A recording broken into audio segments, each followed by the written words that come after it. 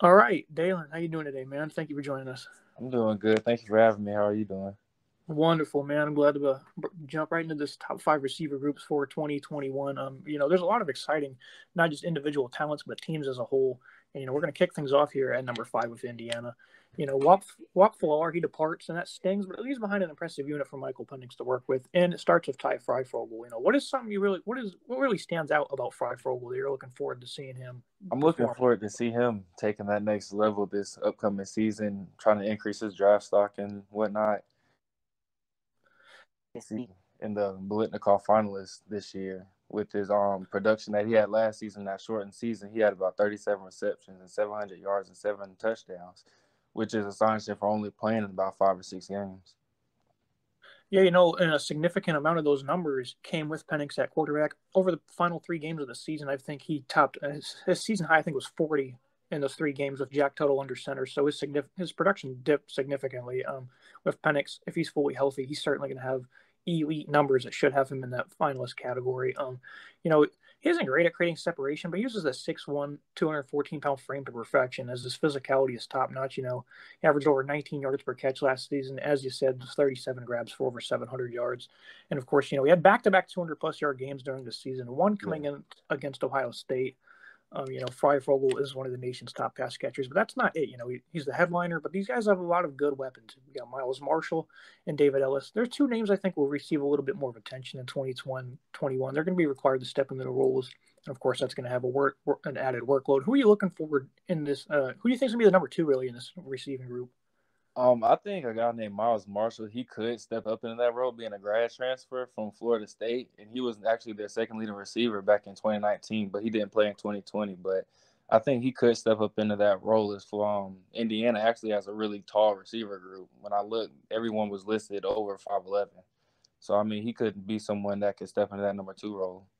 Yeah, DJ Matthews, I think you're referring to from Florida State. Yeah, Yeah, DJ Matthews, he took two-punt returns to the house along with 84 grabs, 809 yards in 2 years. It was a lackluster passing attack, but he was a former four-star recruit. He's going to fit nicely into this rotation. I think that, he's really going to thrive in that number two or three role. Like Miles Marshall, as you alluded to, he's 6'4", 208. He's going to be a red zone weapon. I think they're going to look to get him involved. And, not just in the red zone, though, but, in all terms of routes, curls, slants, deep balls, they're going to look to get a yeah, lot more out of him. Moving to, tight end, though, Peyton Hendershot, he didn't have an elite production season last year, but he has proven previously that he's a key component of this offense. 520, or he caught 52 passes for 622 yards and four scores in 2019. He's a big-time playmaker for them. I really like what they got in Peyton Hendershot. yeah. And then they also, DJ Matthews, he wasn't the only transfer they added. They also had Cam Buckley from Texas A&M. He didn't play last year either, but he has 62 grabs, 877 yards over the course of his career. That's another, solid veteran they can add. It just gives them more depth, really. Yeah. Moving to number four, Oregon, the Oregon Ducks. This is a loaded group. I really think this is truly one of the top two in terms of talent. But right now we have them at four because, last year this group, they have the talent, of course, but they didn't get a lot of their passing attack in 2020-21. How do you think Anthony Brown is going to perform this year with all these guys at his disposal? I think he'll do good with all of these guys. They're coming off of a season where they had to get used to another quarterback because they had Justin Herbert back in 2019. So the production that he produced, they're going to have to try and match that. But with the guys that they have now at receiver, I really like this group. Anthony Brown, he takes over. Ty Thompson, also a top-ranked four-star coming out of high school. He's also going to be there in the competition. They got Devon Williams, a former highly ranked four-star recruit himself. He transferred over from USC. He made a big impact for the Ducks last fall. Yeah. He led the team in receiving with 286 yards on 15 grabs and 2 touchdowns, which isn't crazy production, but considering he only played, 5 or 6 games, it's pretty impressive numbers. You also have Jalen Red. He's been a constant contributor over his career. 118 receptions, 1,200 yards, 14 touchdowns. Who do you see being the number two on this group behind Devon Williams? Do you think Johnny Johnson will regain this form, or do you think Micah Pittman's going to stand out? I think if Johnny Johnson a lot, he looked like the guy in 2019, and I think he could be that guy in 2021. But Michael Pittman is a guy that I don't think people should sleep on. He's the younger brother of the Colts wide receiver, Michael Pittman. So he has that dog in him. And what I've seen from him, he had great body control and great skills after the catch. and he could turn into that guy also. But I think Johnny Johnson might be the one for me. Yeah, Micah Pittman, the good lineage, as you noted. Well, I don't think it's really a question of who's going to be the number 2 or number 3 because they're going to have a great rotation. They're going to get all of these guys involved. Like you mentioned, Johnny Johnson, he was Justin Herbert's top pass catcher last year. The production it was a backseat year last year for him. But when Herbert was under center, he made a lot of big plays, 57 receptions, 836 yards, 7 scores, almost 15 yards a catch. I think he's going to regain that form this season. I think that's what they're regaining. They're hoping that he can get back to that. They're really going to focus a lot on improving this passing attack. That really hurt them last year, despite winning the Pac-12 championship. But these guys, they have a tremendous amount of depth, joining the folds. Chris Hudson, a former 4-star in the class of 2020, but Troy Franklin and Dante Thornton, they both ranked inside the top 60 in the 24/7 Sports recruiting rankings. Franklin, he has a great short area quickness, and his added strength makes him tough to contain in press. I think his aforementioned speed, it allows him to stretch the field. Then Thornton, he's more of a possession pass catcher, great body control, much like Pittman, attacks the ball in the air, 6'4.5". He's going to be right out the gates a red zone target. He will need to add some strength, though. Who do you see kind of breaking out this year out of those guys I just mentioned? I think Michael Pittman, again, going back to him, I think he's the guy that'll break out because he hasn't had that many opportunities the past 2 seasons. And so going into his junior season, I'm really high on him this season breaking out. Yeah, all together, though, I think all these guys are going to form a great core, and I think that they're going to regain that balance they had when Justin Herbert was there with the running game and the passing game. A lot of exciting stuff. You're hoping to get more out of them. Moving to number 3, the USC Trojans. These guys are absolutely loaded. They lose Tyler Vaughns and Amon-Ra St. Brown, but they still remain, extremely talented bunch. Drake London, he headlines it. A very physical, aggressive pass catcher. He's superb when it comes to yards after the catch as well because that aforementioned aggression. It makes him hard to bring down, and he's also got excellent hands. Following Drake London, you got Bro McCoy, and then you got Gary Bryant, who's a top-ranked recruit, and what was a lackluster 2020 class for USC. We also got Katie Nixon and Taj Washington via the transfer portal. Who are some of your favorite guys that stand out in this group? I do like Bru McCoy if he can get back to where he was. He had an interesting start to USC as he started at USC and then transferred to Texas and played spring ball there before coming back. But he was limited in his workload. So I think this season, if he can get back to his potential, what people think he should be at being a high-end 5-star recruit, he could turn into that top guy over Drake London. But right now, he's the number 2 guy for me. Yeah, McCoy, as you said, former high 5-star recruit. He showed, besides the limited work last year, he had great hands. He showcased that. He's going to have an opportunity to unleash some of his other skill sets. It took him a little bit to get healthy. I think he was recovering from COVID. So, of course, that, delayed, him being inserted into the lineup. But in his limited action, he was very impressive. Katie Nixon, though, I mentioned Colorado, 100-plus grabs and 1,200 yards for the Buffaloes during his career. Despite being undersized, his athleticism and speed, it's going to lead to a heavy workload for the Trojans. He's been a proven contributor for the Buffaloes, and this high-volume passing attack, it's really a good fit for both parties, really. You move to Taj Washington. He comes over from Memphis. A bit interesting to see him transfer from the Tigers out to Southern California.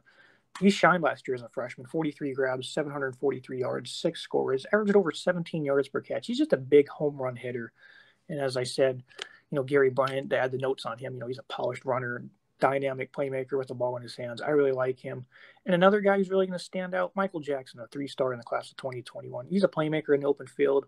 If being a lower-ranked recruit, he has his attributes, and that's what it is. He's extremely explosive. I think he's going to be in a slot a lot this season as he thrives on underneath routes with the separation and the ability to pick up yards. He's going to make some big plays down the stretch for USC. Before you move to number 2, is there anybody on USC else you would like to add more on? No, but besides Brian, I think he could also be good in the return game for USC and add that extra element. He had 8 returns in 2020 and had 210 yards, and on top of his bigger role in 2021, he could be one of the nation's best kick returners. Yeah, he made a lot of big plays. In those last 2 games, I believe he had big returns in both of them at the end of the season. So Brian, he's certainly going to make an impact regardless if it's catching the ball or returning the ball. He's going to have a big season. Moving to number 2, Oklahoma. In terms of talent, this receiving core is among the top 2 easily. That's why we have him at number 2. But the production, it wasn't there to assert the affirmation until now. Trajan Bridges, he was dismissed before the season. He was dismissed before being charged with robbery, and then Charleston Rambo also departed. But these guys are still loaded. Theo Weiss, Jaden Hazelwood headline. A prolific recruiting class for the Sooners. They're both high-end five-star recruits. How do you see Weiss and Hazelwood performing this fall? I think Hazelwood's going to break out this season. People may have forgot about him. He didn't play that much. He only played about 3 games because he had a knee incident that he suffered while he was at home, and he was recovering from that all season. This will be a season where he breaks out and shows that he should be the top guy as he was projected to be. Yeah, most definitely. I believe it was a torn ACL. He'll be fully healthy, so he's going to find his way into the top of the rotation. But Weiss played last season. He's the second leading pass catcher, 37 grabs for 530 yards. Austin Stogner and Drake Stoops, some underrated guys. Stogner, he was a reliable tight end for the Sooners last year. 26 receptions, 422 yards, 3 touchdowns. His ability to fight for yards after contact makes him a notable short yardage and goal line weapon. But the headliner in this receiving core is Marvin Mims. He was a legit home run hitter for Oklahoma. He's blazing speed. As a route runner, he's tough to contain on a weekly basis. 37 grabs, 610 yards, 9 touchdowns. How do you feel? Do you think Mims is going to be, take the reins as number one receiver as other guys have, like D.D. Westbrook and CeeDee Lamb? Yeah, I think he will. He's also the brother of Denzel Mims, the wide receiver for the Jets. But Mims is very versatile. I've seen him play on the inside and the outside, and is great in return ability. But in some of the games that I did watch, he did have some problems catching the ball when he tries to use his pass. But as long as he uses his hands, he's different. He's one of those guys that you got to keep an eye out on. Yeah, as a young guy, of course, he had some of the drawbacks on him, but there's a lot to like here. He's just a pure athlete and pure pass catcher.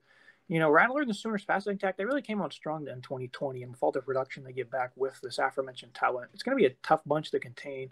And it's not complete, though, without mentioning a few more guys. Mike Woods comes over from Arkansas. He was a big-time home run hitter, 65 reps, over 1,000 yards, 9 scores in 2 seasons, averaged 19 yards per catch with the Hogs last season. He's going to be a guy I think that was a really underrated addition from the transfer portal. I think he's going to replace Charleston Rambo's role, maybe in the slot, as a guy who just can get downfield and make plays. Rattler will unquestionably be able to put it on him. And also, you want to talk about some of the guys they added in the recruiting class. 42nd ranked overall recruit in Mario Williams. He's a smaller guy at 5'11", 178. He's a twitchy athlete, aggressive after the catch, and in contested coverage, there's good lateral quickness. His best role, I think, is going to be in the slot. I think all these guys, despite how much depth there is, they're all going to make an impact in one way or another as they gear up for another playoff run. Yeah, and another guy also on there is their tight end, Austin Stogner, who had 26 receptions for 422 yards and 3 touchdowns last season. I think he could also be a playmaker for them, for Spencer Rattler and the offense to where they need to be in the playoffs and make a national championship run. Yep, Stogner, one of the best and most underrated, really, at his position at tight end. Moving to number one, it leaves me speechless to think about how much talent Ohio State returns for 2020 on a receiver. Chris Olave shocked many, including me, by opting to return to Ohio State for another year. Him and Garrett Wilson, arguably I don't think it's arguable at all. They are the top two returning. They're the top duo in college football. They posted quite similar production a year ago. But everyone knows about the stars, but it's the fillers and the depth that makes them stand out. Who are some guys other than the top two that really just make these guys, Ohio State, stand out? Jeremy Ruckert, the tight end, and Jamison Williams, their third receiver. Those are 2 guys that I think makes this group go over the top for me. Well, Jamison Williams actually flashed under the radar. He transferred to Alabama. But, that's not a big deal because you got Jackson Smith and DGB and Julian Fleming. They're both highly ranked 5 stars in the class of 2020. I think they're going to start to see some legitimate time in the rotation. As you mentioned, Jeremy Ruckert, 6'5", 253. He really made his noise with his production versus Clemson, but he's no stranger to success. And he's had 9 touchdowns on his 27 grabs over the past 2 seasons. He has just a knack for finding the end zone. And he does it with great catches. He's got great hands. Either scores or gets a first down with his production. So despite it being limited, he definitely puts in work. They also added the number 1 recruit once more, though, Emeka Egbuka, a physical pass catcher. He's got strong hands, great catch radius, generates consistent yards after catch production. I don't think you're going to see a lot from him this season, like he did with Julian Fleming last year. He was eased into the rotation. So I think he's going to play, third or fourth fiddle to some of these guys, but he's certainly there, for injuries or, COVID, whatever the case may be. The depth is loaded. They also snagged Marvin Harrison and Jalen Ballard, fellow top 100 recruits in the 2021 class. How are you seeing those guys kind of faring this season in the fold? I kind of see them getting their shots in there, taking over in big games and whatnot whenever Ohio State goes up big because, they blow everybody out. So they'll get their opportunities to show what they're made of. Yeah, and that's certainly, the added repetition is certainly going to help later in the season when they gear up for those big time opponents. So that's the top 5 we have. Is there any honorable mentions that you would like to mention that weren't included in the top 5?